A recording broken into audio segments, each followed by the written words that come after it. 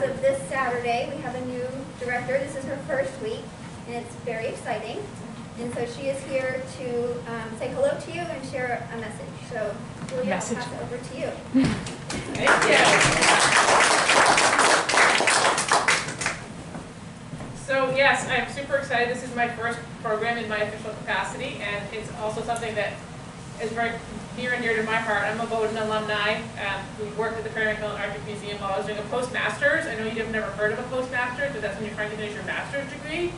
You need a job. So anyway, so I have a good history with the Mcmillan Arctic Museum and knowing of Mcmillan and the schooner Bowdoin through that. And I'm excited to welcome everybody here in person and virtually to this terrific first of our 3 program series about the schooner Bowdoin celebrating its 100th anniversary this month.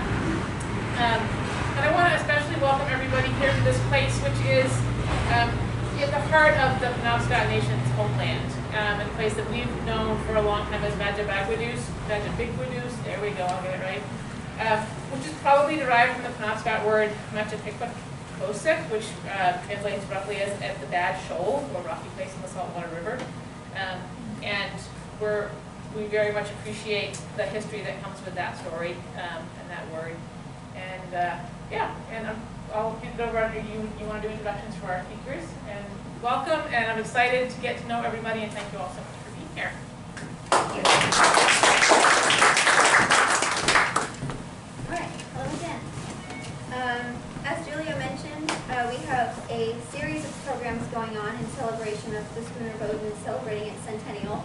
It's very exciting that the museum gets to celebrate its centennial, and at the same time, right down the street, the schooner Bowdoin is celebrating its centennial.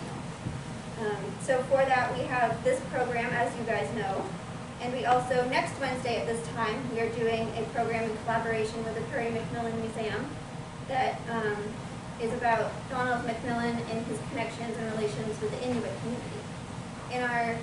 In our collection, there are items that are from the Arctic, so it's really exciting that not only does it connect in the centennial way in the location, but also the content relates to what we have in our worldwide collection. So we're very excited for that.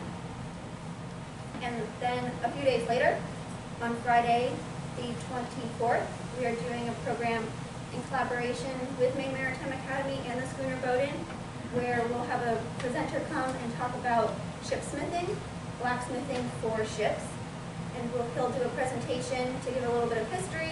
Then we're going to venture over to the waterfront and get to tour the Bowdoin and see some of the items that are hand forged and also manufactured and compare the difference. And then come back to our campus and utilize our blacksmith shop, and he'll demonstrate how to make reproduction items. So it'll be a really fun and dynamic program. That one does take reservations because we only have so much space. There's only so much space on board the vessel and in our blacksmith shop. So spaces for that are reservations that are required, and the next one on Wednesday is also virtual. For this program, I just want to mention that masks are recommended as per the CDC guidelines. So that's the museum's policy for that, and we have bathrooms that are through the kitchen that you can access over there. You can access them through the kitchen or through the porch. All right, those are all our housekeeping things.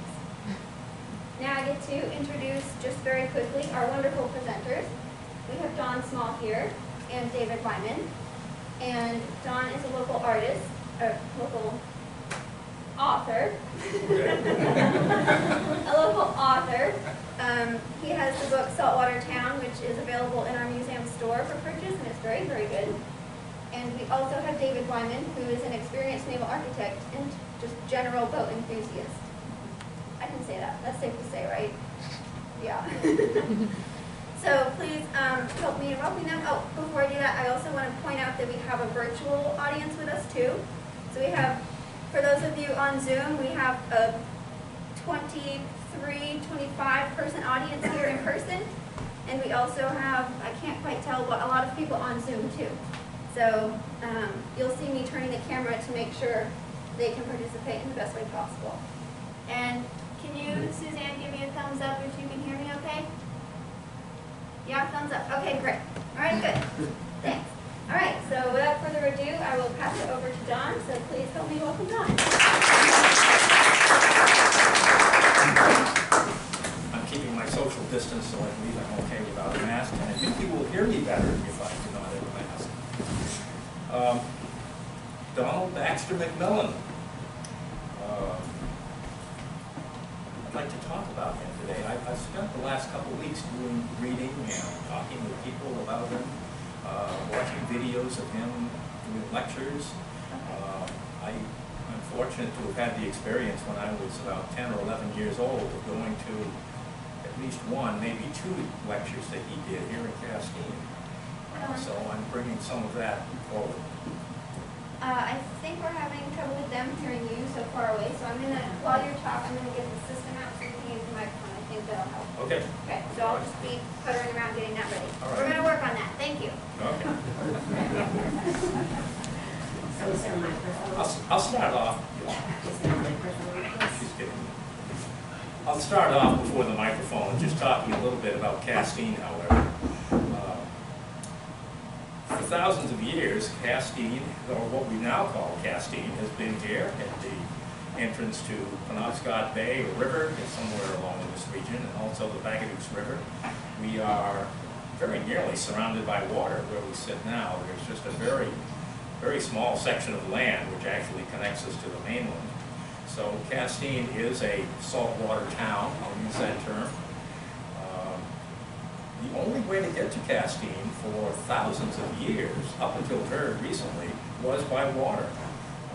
The Native Americans, the Indians who came here and spent summers in this area, they all came by canoe.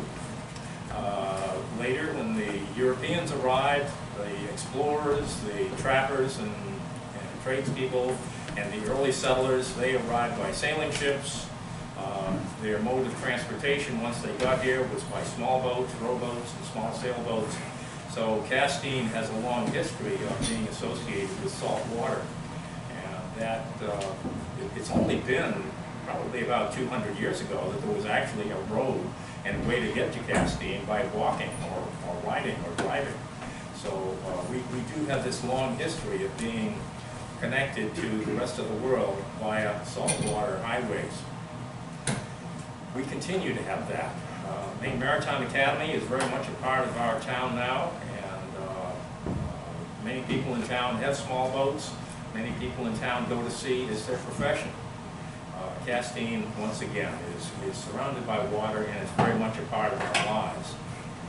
What all this means is that there have been many people, mariners, seagoers, who have lived in Castine over a long period of time.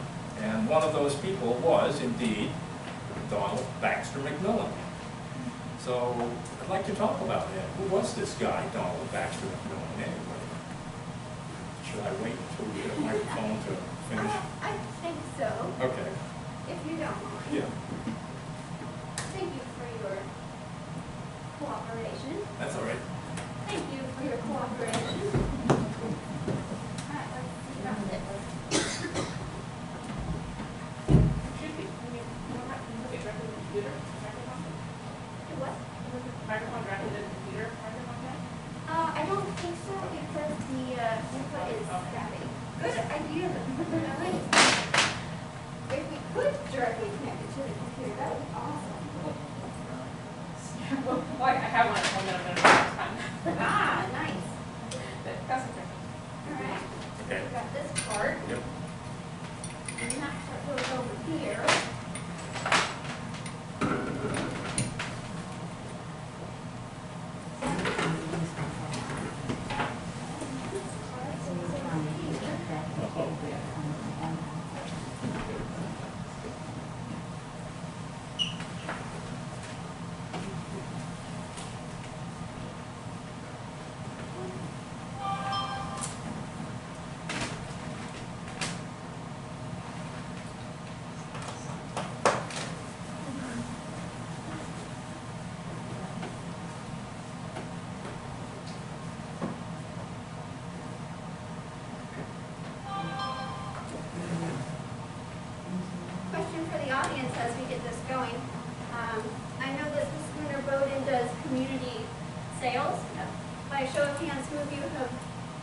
sail on a schooner boat? Ooh, pretty good. Pretty good question. That's awesome. Okay. Let's see. On. Okay. You want on? You gotta switch. Good on. Okay. It's on. Are you there? Gotta turn the volume up. Okay. Keep talking. Okay. All right, let's see. I'm waiting for noise to come through the other end. Okay. Oh, I turned it off instead of on. That's perfect. It is on. There it is. is. All right. Okay, let's see. Haley, I'm so thankful you can do that. Okay, so our Zoom audience, can you hear him better when he talks now? All right. Can they hear it now? Yes? Yes or no? Can you? I can hear it. Yeah, I'm closest. All right, that's okay. This is good. This is good practice. We haven't done blended very often, so this is good. Yeah. That's pointed right at them. She has to be in her chair. There you go. I bet that'll do it. Okay, cool. We got the speaker right here. All right, we're ready to go. Woo! Excellent. All right, thank you. All right. In 1950, Donald and Mary Mcmillan purchased a house in Castine. It's down at the head. And they lived here for only about 2 years. I think he was drawn back to his childhood home, but they were here for 2 years. And it was during that time when I, as about a 12-year-old, was able to attend several of his lectures.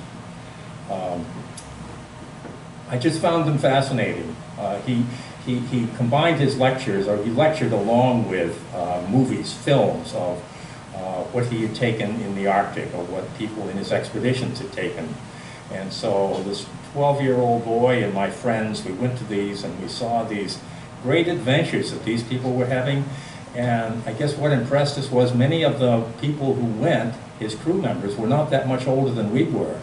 At that time, he was making a regular practice of taking high school and college-age students along on his voyages. He felt that that was an important part of a young person's education, and he was going to take as much advantage of it as he possibly could.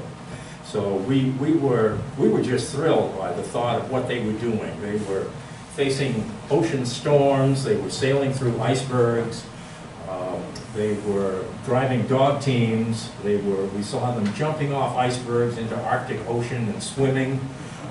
Could not imagine doing that. I believe the water was 29 degrees and they were doing that. So it was an exciting experience to see that. And at the time I thought, when I get to be 18, which I think was the age that he required, I'm going to see if I can go. Well, unfortunately, I was 12 years old, so I had 6 more years, and Admiral Mcmillan retired 4 years after that, so I never did get the chance. I probably would not have gone anyway, but it was a wonderful thing to think about. So that was my introduction to Donald MacMillan. But let's talk a bit about who he was, where he came from, and what he did with his life. He was born in Provincetown, Massachusetts in 1874. He came from a family, his mother's family were longtime Cape Cod people, had lived there for generations. His father's family had lived for many generations in Nova Scotia, in Cape Breton Island in particular, and on the shores of Bowdoin Lake. I don't know if any of you have been to that area, but it's absolutely gorgeous. But his father left that behind because the economic opportunities were not great. He came to Provincetown and he became captain of a fishing schooner. So Donald MacMillan had that in his blood. People from northern places and sailing the ocean, and as a fishing schooner captain, his father did go to those northern places. He went to the Grand Banks fishing, he went north of that, he went up into the Gulf of St. Lawrence and up toward along the shores of Labrador. So this was part of Donald's upbringing, to hear his father talk about that. I'd like to read a little bit from,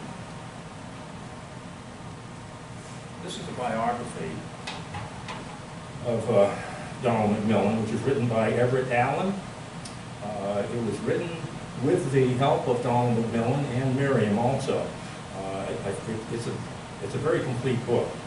But what I'd like to read about is the kind of place where Donald grew up. This is a description of Provincetown, the people who lived there. Just a short reading. Schooners went to the banks, the Grand Banks, and this was an apt adjective in the mind of an uncommon boy.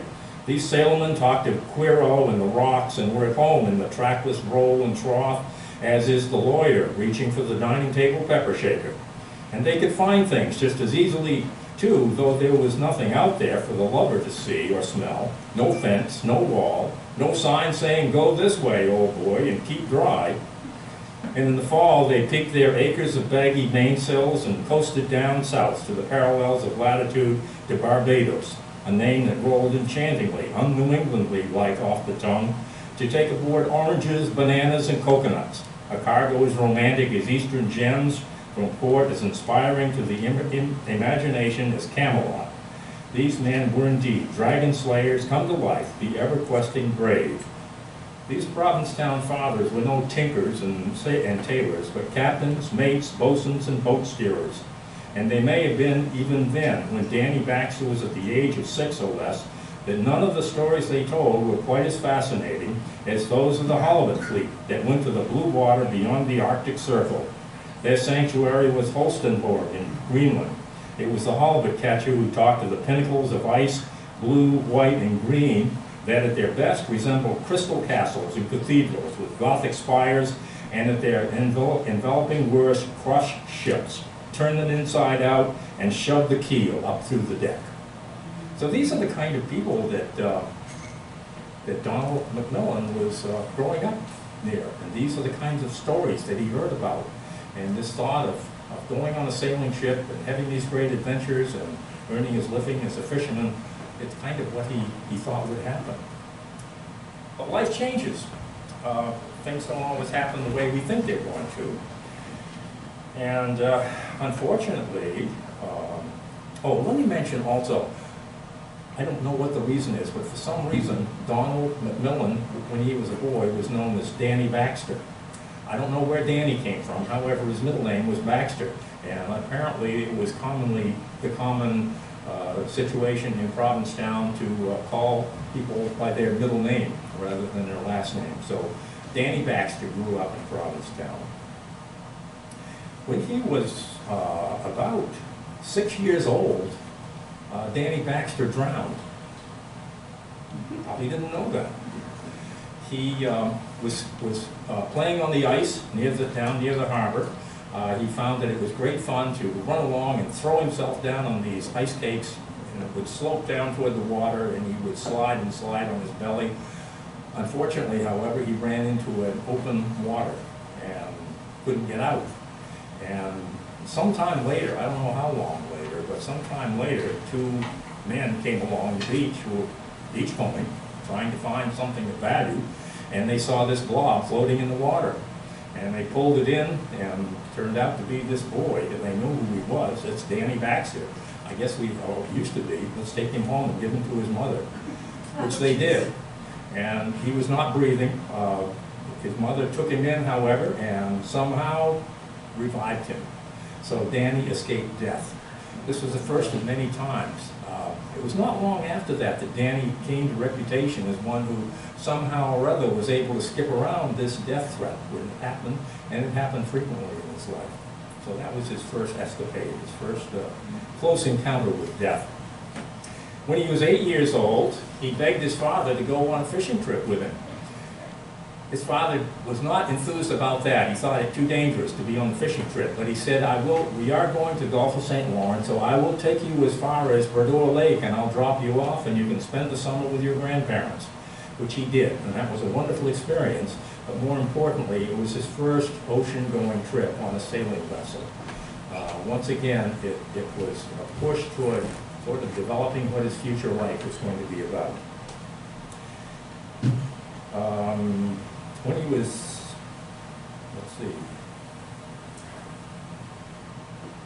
when he was 10 years old, I guess it was, his father went on the sailing trip, fishing trip, and the ship never came back. They were lost at sea. No one knows where the entire crew was lost. So the mother was left. I think there were 4 children in the family. So she was left. It was not a good time for a widow with 4 children to be living on the coast in Provincetown, Massachusetts. She struggled for several years, but when he was 12 years old, she died too. So Danny, at 12 years old, was an orphan. There were no close relatives living close by, and he had 3 siblings. The siblings were parceled out. Actually, one of the siblings was an older sister, and I believe she already was married, and she lived in Brunswick, Maine. But the other siblings were parceled out amongst neighbors for a while, but eventually Danny was taken to Brunswick, and he lived with his sister for his growing up period for the next few years. When he was 19 years old, he entered Bowdoin College. He had no money, but he found some jobs and was able to earn enough to pay bills, at least partially, for a while. He was academically very bright. Physically, he was an excellent athlete. Soon after he enrolled as a freshman, he got a job as assistant physical education instructor. And he also was captain of the freshman football team. He also was on the calisthenics team, and I believe he must have run track, because it said in his biography that he ran the 100-yard dash in 10.2 minutes, which I believe is pretty fast. So he was an amazing person, even at 19, 20 years old. He was serious about his studies. He worked hard. It was difficult for him to get enough money to stay in college. And so at the end of his freshman year, he dropped out and took a job teaching in a one-room schoolhouse there in Brunswick. And he did that for 1 year, and then went back to Bowdoin and was able to finish up. I think, like most college students, he was not all concentrating on things that he should. One of the things that it talked about in his biography was that one night at about midnight, he climbed to the top of the chapel steeple on Bowdoin College campus. There was a copper wire which ran up the side. I expect it was a lightning rod grounding wire which came down. And he was able to climb up that to the very tip top of the spire. There was a flag flying up there, and the whole purpose was to get that flag and bring it back down again. However, when he got up there, it was a clear night. It was gorgeous. The heavens were just looking down at him. He was so inspired that he started singing "Nearer My God to Thee." He went through the whole song, and then he got the flag and came back down. And my understanding at the time the biography was written, that no one else had ever been able to climb the tower by that wire. For the next, he did graduate from Bowdoin at age 24, I guess. And for the next 8 years, he taught in prep schools in Massachusetts, I think 2 different schools. He enjoyed doing it, but he knew it wasn't exactly what he wanted to spend his life doing. He was looking for something more exciting than that. However, there was a life-changing event, because one of his pupils was the son of Admiral Robert Peary, who was an Arctic explorer. And Admiral Peary, in keeping up with what his son was doing, talked with Mcmillan and to keep track of what was going on in the education world with his son. Peary was evidently quite taken with Mcmillan's abilities, and several years later invited him to go along on one of his Arctic explorations. In particular, the one that it was the second one that he was making in order to, quote, conquer the North Pole, or reach the North Pole. No one had done it as of yet. There had been many attempts over the years. Many lives had been lost in the process, but Peary was going to go one more time and see if he could make it. So, Danny Baxter went along with Admiral Peary as one of his assistants. Initially, he was scheduled to go with Peary on the final leg all the way to the pole. However, he froze his feet a few days before that was to happen, and he got them thawed out, but then he had to go back to the main camp, and he did not make the pole. Peary did make the pole that time, however.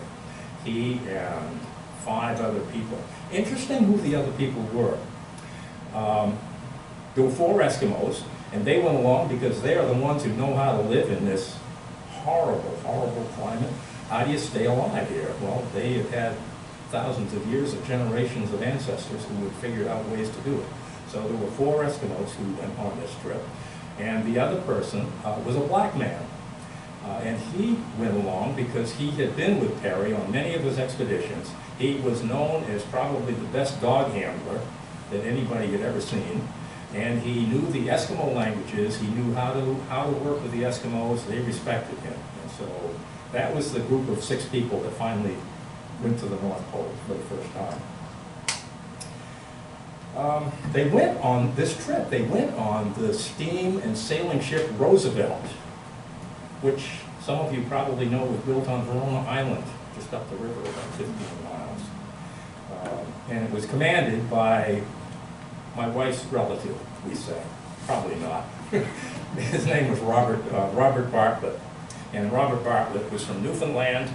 He was well known at that time as a sailing ship captain, and he continued. He was well known as an Arctic explorer. He and Mcmillan became fast friends for the rest of their lives, and they both did very similar things. Robert had a ship. Do you know which one he had, David? The Morris. The which one? The Morris.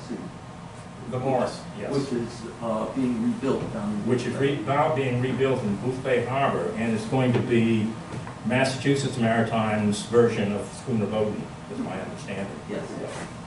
So that was Robert Bartlett's ship for many years. Anyway, they were for their leaving. President Teddy Roosevelt was there to send them off. He said he wished he could go with them, but he had other things he was supposed to be tending to, so couldn't do it. They were gone for 3 years in this expedition, and it was really the first experience that Donald MacMillan had in going to the far north.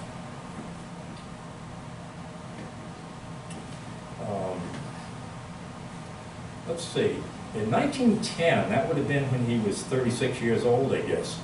He went with 3 other people, 3 friends. They got together, took a steamer to get up to Labrador, the southern part of Labrador, and from there they bought some canoes and they did canoeing expedition during the summer in the interior of Labrador, exploring, going places that Europeans had probably never been before.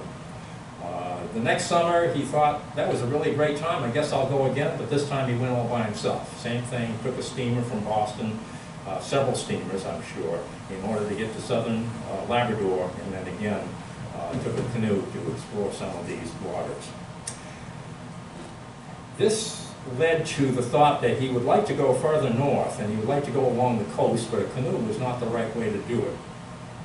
What he chose is an unbelievable way to me. In 1911, I guess the fall of 1911, he commissioned a new boat to be built. It was a 21-foot motorboat with a 12-horsepower engine. And in 1912, he asked a boyhood friend of his from Provincetown, would you like to go with me? I want to go up the coast of Labrador. And this guy was slightly deranged. He must have been. I have to tell you, his name was Jonathan Small. And I have a cousin named Jonathan Small who lives in Provincetown, and I asked him about him, and he said, he's your distant cousin. So I have a special interest in this Jonathan Small. He was known by Jot, however, J-O-T, Jot Small. And Jot went on many expeditions with Mcmillan after this. But anyway, the 2 of them, in 1912, set off from Boston in a 21-foot motorboat. Can we have a map of some kind? Yes, we can. Somewhere. Would you like this now? That's a good map. All right. Yep, that's a good map. So they set off from Boston in their motorboat right here, and up here along the New Hampshire to Maine coast, and they cut across to the southern tip of Nova Scotia, up along Nova Scotia. We can't see it very well because the map is not that big, but there is a cut right through here, which connects the Atlantic Ocean to the Gulf of St. Lawrence. And that makes this area right in here, that's what makes that an island, Cape Breton Island. So they went through that cut up along the west coast of Cape Breton Island, to the northern tip right there. And then the trick is to get across that waterway in there. That's traditionally can have nasty weather. And it had nasty weather when they arrived, and so they stopped for a few days to wait for things to calm down a little bit. Well, they found shelter in a little cove, and there was 200-foot cliffs which went up from the shore line. And Jot and Donald noticed that there were a lot of birds flying in and out of holes on this. And they thought, well, it would be nice if we had some eggs aboard. We could have bacon and eggs for breakfast for the next few weeks. And so they started to climb up this cliff. Well, they got part way, and Jot said, this is not good. I'm not going to go up there. But Donald kept on going. And he got about halfway up, and he's hanging on the edge of this nearly vertical cliff. He's got little nubs of stone that he's hanging on, and little nubs of stone that his feet are on. And every once in a while, he'd reach in here and he'd get an egg and he'd slide it inside his shirt. So he had all these eggs sort of gathered down in here.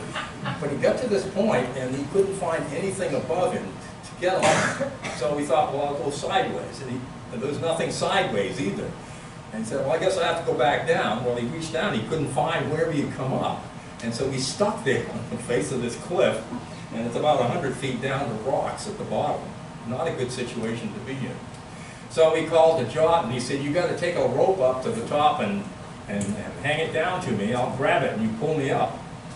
The rope wasn't long enough to reach all the way to the bottom, so he couldn't do that. And Jot said, how am I going to pull you up? He said, well, I'll climb up then. Well, about the time Jot was ready to go up, a little boat came in the harbor, and there were two people aboard, two men. They were members of what probably is now the Canadian Coast Guard. At that time, I think they were called the Canadian Life-Saving Service or something like that. So they saw what was happening, and they agreed to go along and help with this process. So the three of them climbed to the top of the cliff by a route around the outside edge and dropped the rope down over, and Mcmillan was able to grab it with one hand, and then finally got both hands on it, and then they started to drag him up. But as soon as that happened, of course, they were further out than he was, so he immediately is swinging out in space, hanging on the end of this rope. And he's been hanging there, well, he's been clutching the edge of this cliff for probably 15 minutes. He was exhausted, and he didn't know how much longer he could hang on. Well, they finally did get him up over the top, and up over the edge of the cliff, and he's laying there on the ground, and then he tries to get up, and he's covered with mud and blood, and all these broken eggs are running down his pants. And what did he say? Oh, he said, he quoted in here, and he said, I was really miffed because they were amused at my general appearance. He thought they should be giving him some sympathy. So anyway, one more time of escaping death when he could well have fallen to his death there.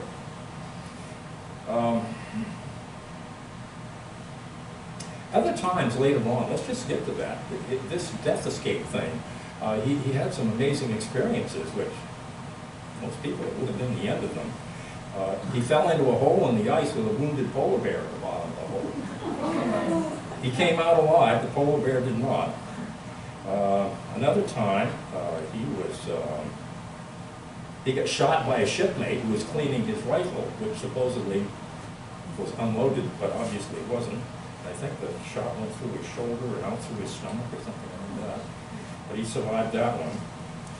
Another time he was in an Eskimo kayak. They were hunting walruses, and someone had thrown their spear at a walrus, and the wounded walrus came up right next to him, and again started attacking his kayak, but somehow he survived that one and the walrus did not. So his reputation for escaping death when it was completely unreasonable to think that he would continue. Anyway, they did finally cross. Let's go back to their trip. So they were down here. He has just fallen off. He's just climbed up the cliff right in there, and they never did get eggs to take for the next few mornings, but he did survive it. So they went across to Newfoundland, and then up the east coast of Newfoundland, and out through that opening, Belle Isle Strait, and then all the way up along this coast right in here to, can you show me the next map? I think shows where we ended up. Let's see, okay, so here we are, they've come up close to Newfoundland, Labrador.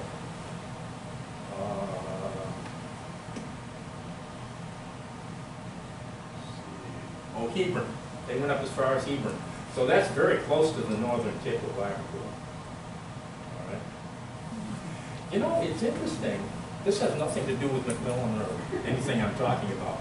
But it's interesting when you look at where the northern tip of Labrador is. If you go across and look at where we are in Europe, southern England, London, for instance, is right about where Battle Harbor is, Labrador. And by the time we get up here, that's northern Scotland. And up in here, this latitude in here, just south of Iceland, in the middle of the ocean, comes out to be like Sweden and Norway, and along there. How come their climate is so different than we have here? Gulf Stream. There's this warm water which is coming up from the Gulf of Mexico, goes up along the coast. It sort of doesn't get us because we've got some things in the way, but it goes across here and up into here.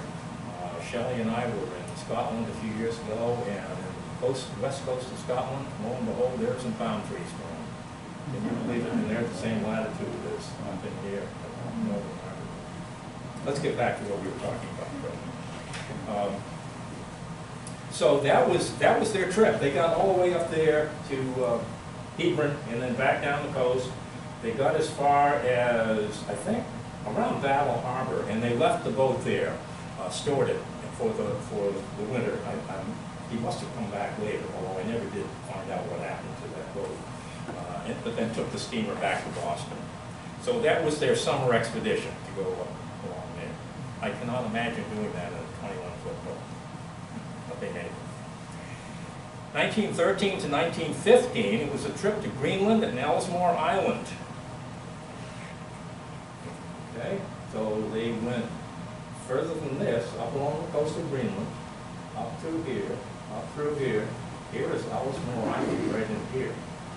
They went, I believe, through here, up and through here, and up into here, and right there is something, it says Crocker Land with a question mark. Now, Crocker Land was a landmass in the Arctic which had been seen by a number of people before this, Perry included. He had seen it. It was on the horizon. They were on, it's in the ocean. They were in the ocean. They were on ice in the ocean with dog slides. But on the horizon, here was this landform. Mountains and valleys and everything was there. They were not able to go to it. They were running out of time, so they had to turn around and go back. But it's obvious Crocker Land was there. I think Perry named it. And other people had seen it as well. Well, there was some question. Some people said, well, it's impossible for that to be there because the currents don't line up right. The currents wouldn't be there the way they are if Crocker Land existed. So Mcmillan and some compatriots decided we're going to find out if Crocker Land really does exist. On all of these expeditions, they were doing other scientific studies along the way. And so they were supported by government agencies and museums and universities. But anyway, finding Crocker Land was the point of what they wanted to do in the summer of 1913 and 15. And I'd like to read to you a little bit about this. Not because it was a particularly important expedition, but because I think it's typical of the kinds of things they were doing in the Arctic. Traveling in the Arctic has got to be a brutal experience. It really does.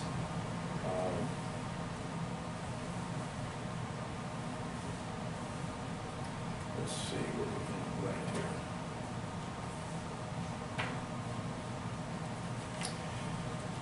Okay, it says, for Mcmillan, the Crocker Land trail ahead was disturbing. Dan caught the Eskimo tongues wagging about it. Much water, high sun, not freeze, ice moving, and he knew they were concerned. They're going across the ice, obviously. This is ocean that they're crossing, but it's frozen, so they're doing it on dog sleds and walking. He bantered with them to give the dogs a double ration of pemmican. He said, and remembered the ice is better now than it was off Cape Columbia with Perry in 1909. They agreed it was, and they were cheered. But the open leads gave them trouble. Open leads meaning open water. They had to wait for them to freeze over, and crossing on the rubbery ice. In other places it talks about going across the ice, and it kind of does this as you're going, and you go fast so you hopefully don't fall through the ice into the Arctic water 100 miles from land. The rubbery ice was hazardous. Their dogs were having a bad time. 2 more dropped on the trail and all were tired. By dead reckoning, they judged they were about 52 miles offshore, based on an estimated advance of only 3.5 miles per hour, although they felt their observations for latitude and longitude, to be taken later, would improve this figure. On April 20th, they did their best, crossing 9 newly frozen leads and figuring they had covered 30 miles by day's end. April 21st was a beautiful day. All the mist had evaporated under the rays of a bright sun. The clear blue of the sky extended down to the very horizon.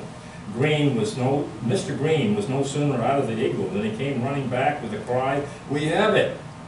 They ran to the summit of the nearest mound. There could be no doubt about it. What a land it was! Hills, valleys, snow-capped peaks, extending through at least 120 degrees of the horizon. They had discovered a land bigger than what they thought Crocker land. Mcmillan was elated, as they all were, until he inquired of Piwahato how they should direct their course and to what point of this new land. The Eskimo said nothing, continued to scan the horizon carefully. Then he said casually that he judged it to be pujok, or mist. Having great respect for the Eskimo's acuteness of vision, Dan nevertheless attempted to convince him he was wrong. Mac turned to Ituksa for encouragement. He shrugged. Imaha, perhaps. Mr. Green, in any event, still believed it to be land.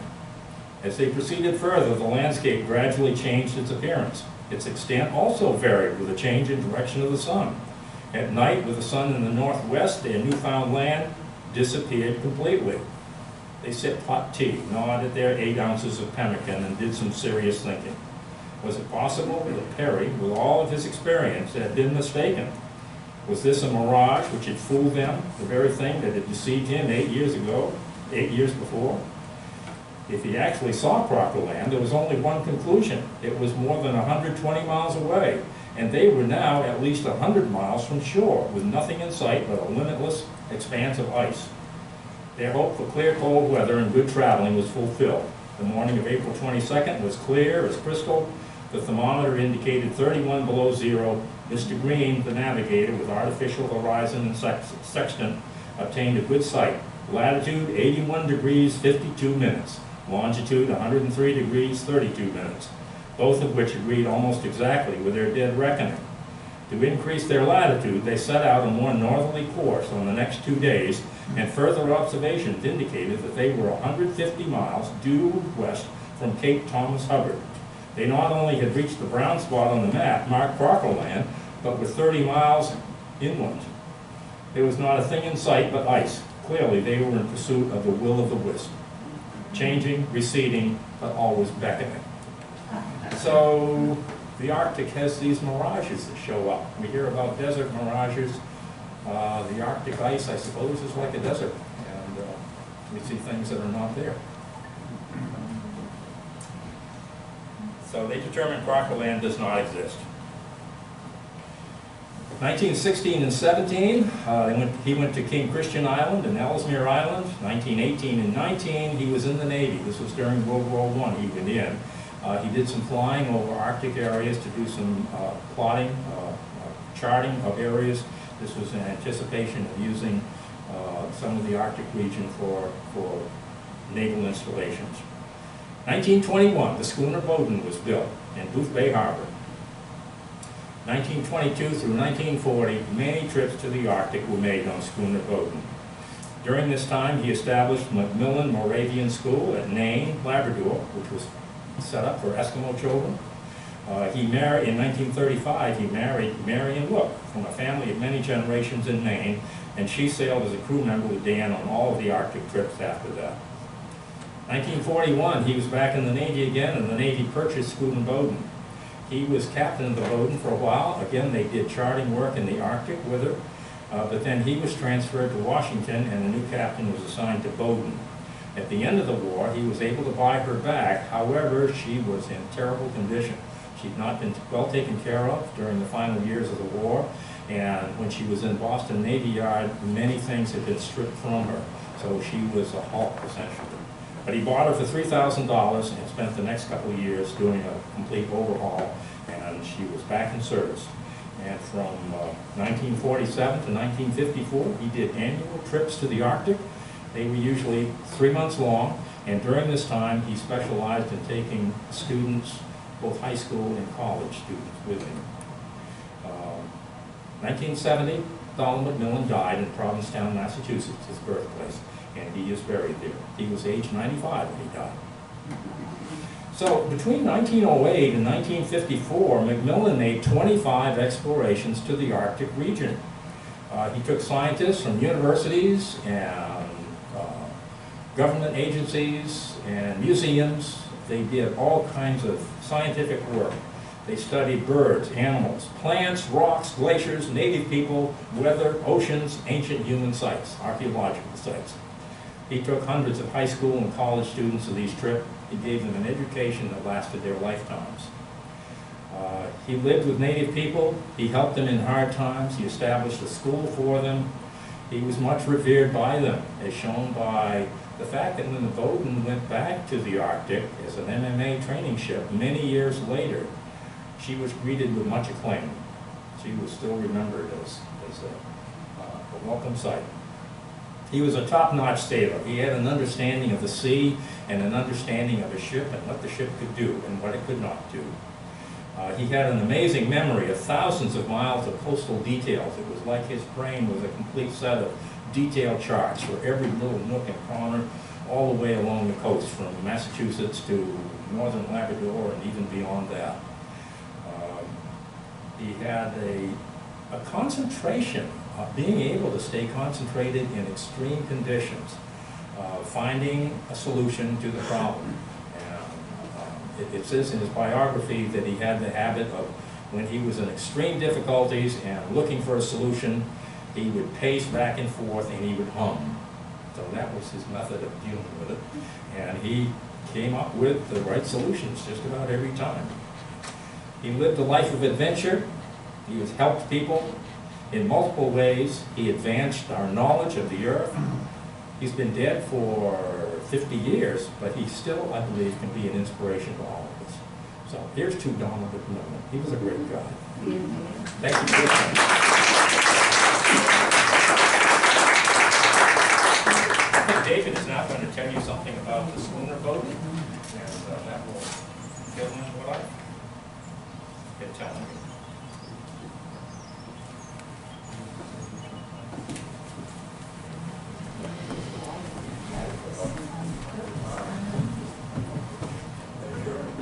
Yep, good. Don, that was fascinating. Just before I came down, I watched the first section of the video on Donald MacMillan, and it all fits with what you've been talking about. Amazing. There is the video we mentioned is this one, the far north.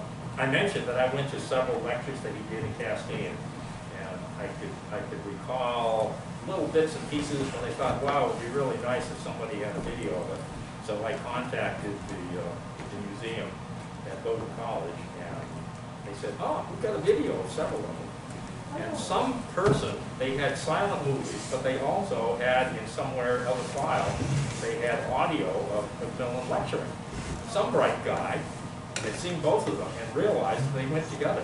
And so that's what the video is. If anybody's interested, they are available at the McMillan Museum. Okay. Donald MacMillan was an amazing person, obviously. But his ship, the Bowdoin, was also an amazing creation that he did. And he benefited from having a good deal of experience in the Arctic himself that Don described. But he also benefited from others' experiences. He went to the Arctic with Perry. He had a ship. Can you turn the microphone a little closer to you? Microphone? Okay, okay. I knew you were trying to tell me something. Yeah.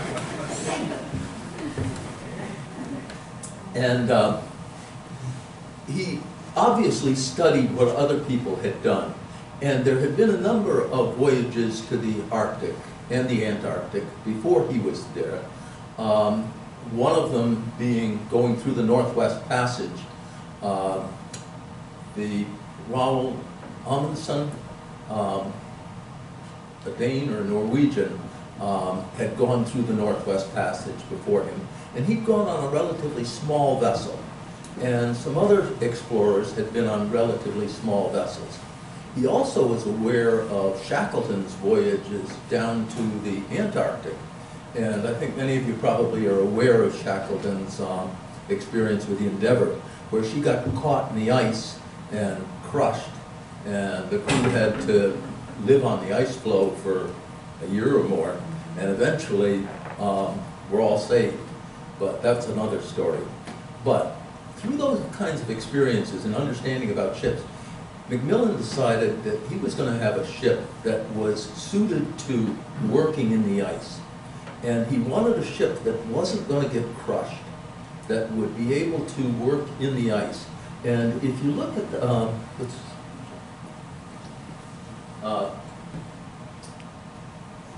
the hull shape of the boat was very, very important to its success. Her construction, likewise, very heavily constructed, and her propulsion systems and her arrangement. Okay, the hull shape of the vessel, very, very important. And if you look at it, you see that the, yep, it's okay, I can point with it. I don't know that they can see the pointer. Oh. So if you want to use your hand, that's fine. Okay, I can try that. All right, let's try that. All right. Okay, the Bowdoin has a shape that is like this on the sides, whereas most ships at that time were shaped more kind of U-shaped, with kind of a flat bottom and straight sides and so on. And the Endeavour was a ship like that. And she was, and when the ice came on the Endeavour, it just pushed and crushed her, because the ice has tremendous force it can do. Bowdoin, on the other hand, if the ice came in like this, it just forced her up. And if you look at the ends of the Bowdoin, it was the same way, that if the ice came in and crushed from fore and aft, it just caused her to go upward. And there are situations where that happened to her, and instead of being crushed, she was just put up on top of the ice. When things melted, she went back down again, and went on to do what she needed to do. Next one.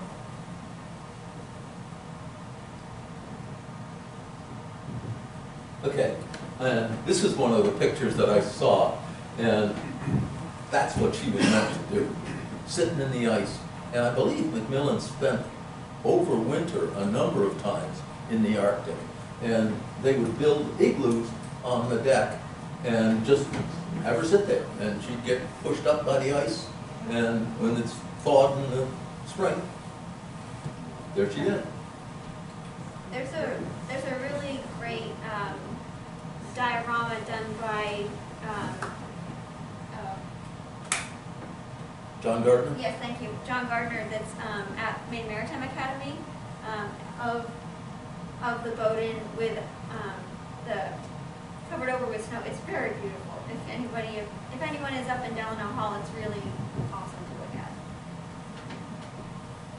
Okay, and this just shows you the construction of the vessel. And of course, I'm only showing half of it here. This is the center line. But you can see even more that if the ice, and this is the water line, so if the ice came in here, just pushes her straight up. She also is very heavily planked, heavily framed, and has ceiling planking on the inside, and is probably twice as strong as she needs to be if she were going to be sailing just around here. But to go into the Arctic, she needed to have an extremely strong hull. And one of the features that stuck out to me is this shelf, which is 6 inches by 12 inches, which is a massive piece of timber that runs the inside and just stiffens the whole side of the vessel, so that when that ice comes and pushes on it, it holds it in place and allows her to go up. Next one. And this is just another look at her hull construction. You can see that there are frames very closely spaced. These frames are double-footed frames made out of 2 pieces that are 6 inches by 6 inches, and they're spaced every 24 inches. So you've got 12 inches of wood, 12 inches space, 12 inches of wood as you go along the vessel. And heavy planking, 2.5 or so inches inside and similar on the outside, so that you have a hull thickness that's something like about that, foot thick. What kind of planking is outside? The outside planking is all white oak, and the framing is all white oak. The interior planking is mostly pine. And then she was also sheathed with ironwood on the outside, in way of where the ice would contact her. And the ironwood is, the name is pretty good. It's pretty much strong as ice is, as the ice is. And so that worked very well.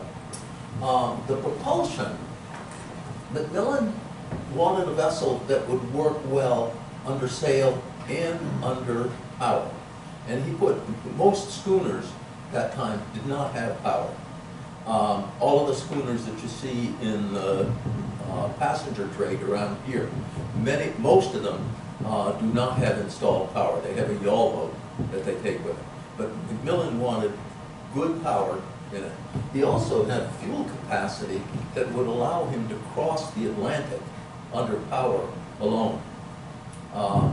But he needed that if he was going up into the Arctic. Her sail was, she's a knockabout schooner rig, and that means that there's no bowsprit.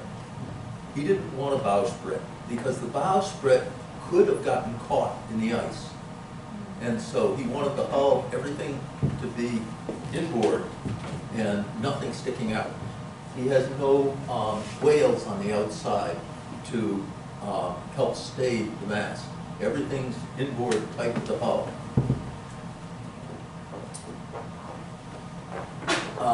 His sail plan also is somewhat unique in that he's got very deep reefs that he can put into all of the sails. And she's got, I think the next one, I've got a sail plan in there. Yeah, okay. So you can see that there's reef points here, reef points here, reef points here, reef points here. And I've seen one picture of her under sail with no jib up, the staysail up, the fore with just this amount of it reefed down to this point, and a small storm trysail set on the main. And she's balanced that way. And one of the nice things about a rig like this is you have a lot of different sail combinations that you can use, so that you can have the amount of sail area that you need to propel you, but not overpower you. Let's go back to that previous slide if we could.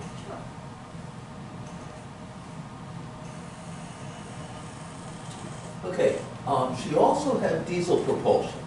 The original engine in her, I understand, was a 40 horsepower. And that doesn't seem like a whole lot of power. But when you look at how fine the hull on Bowdoin is, and I've got a half model of her here, she just slips through the water very, very easily. And so 40 horsepower is enough to propel her along at 4, 5, 6 knots. And if you're not in a hurry, that's a good speed to go. When it was rebuilt, she currently has 190 horsepower diesel engine in it, and with a separate engine room, which is one very important feature that I'm going to talk a little bit more about next. The next slide, please. Okay, the arrangement. The arrangement on the Bowdoin is unique. Typically, and it was on purpose to be able to do the kinds of things that he wanted to do. I said the engine room, this is the engine room here. A fairly large amount of space within the hull devoted to the engine room. But he wanted an engine that was going to be reliable. If you want an engine to be reliable, you need to be able to maintain it, take care of it. And so having a separate engine room where you can get at everything and make sure everything's properly maintained, very, very important. He also took crews, mainly of young men, as Don was explaining, and he had accommodations for 14, and those 14 were in the forecastle and in another space back in here. Mcmillan, on the other hand, had this large cabin back here, which he and his wife shared. So he had fairly luxurious accommodations, and the crew, who were young people, they had just enough room. Don and I actually made a weekend trip on the boat back a number of years ago, and I remember being somewhat envious of the cabin that Mcmillan had versus the bunk that I squeezed into, but it was a memorable thing to do. She also has relatively large forepeak and an afterpeak section. And those were used to stow a lot of supplies, because when he went to the Arctic for months and sometimes years, had to take everything that he needed with him. Next, if we could. And this is just looking at the deck arrangement. And one of the important things here is that there's a lot of open space on the deck. She's got a deck house here, which goes into the forepeak and the crew's quarters, and then a large deck house here, which is for his cabin and the engine room. Let's go. Okay. If you'd like to learn a little bit more about the Bowdoin, Peter Zimmerman, who lives over in Surrey, has written a very interesting little book, lots of pictures, lots of drawings, which I find very instructive and well worth taking a look at. I think we've got a copy of that sitting here, and I can recommend that. And the other thing was the video that Don had shown, which is very entertaining. I've watched both. There are two sections in it, both of them quite fascinating. And if you get a chance to see that, it's worth a look. I was also going to talk just a little bit about some other aspects of it that I'm aware of. Had a friend who went with Mcmillan to the Arctic, probably in the 50s. A fellow by the name of George Cloutier, and he was an interesting character, probably not as lucky as Mcmillan was, but he was fascinated with the Arctic. And back during the, I guess it was mid-80s or so, he decided that he wanted to go to the Arctic again. And so he bought himself a 42-foot steel-hulled schooner. And he decided he wanted a steel schooner because it was going to be robust and the ice couldn't hurt it. I did mention to him that the Titanic had similar ideas. But anyway, that did not deter him. And he had the thing built, and he bought the hull, which had been professionally built, and then had a group of his friends build the boat. And unfortunately, they did not know much about building boats, and they made it way too heavy. And the stability on the boat was very much in question. And he brought it to Castine when I was here one summer, and I stepped aboard it, and I thought, George, this is not safe. She had a GM, probably a stability about 1/3 what a sailing vessel, schooner should have had. And so George was kind of rejected with the whole thing and started looking for another steel-hulled vessel that he could do this with. And he found one and asked me to go and do a survey for him on it. And I went and looked at it with him. And then we got talking. He said, well, what do I do with a 42-foot steel schooner that I own and isn't suitable? And I thought for a minute, and I said, well, you know, if it were mine, what I would do is I would strip out all of the heavy wood that was put in the boat and replace some of the steel structure on deck with wood and get the weight of the vessel down and the center of gravity down. And I think I think that'd be a good vessel for you. Forget the other one. So, Rosemary and I went back to Florida where we were living at the time. A couple of weeks later, I got a call from a truck driver, and he said, where do you want the boat? Fortunately, it came with a checkbook, too. And so, over the next year or